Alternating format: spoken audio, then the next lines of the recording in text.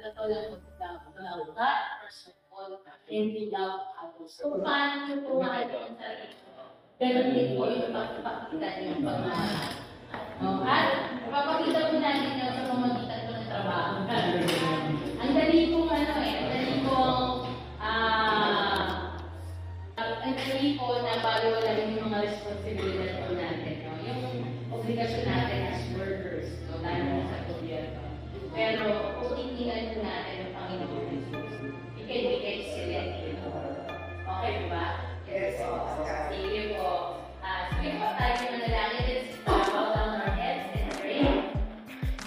Heavenly Father, O God, we thank you, Lord. We thank you, Lord, na nakasama namin po ang bawat isa.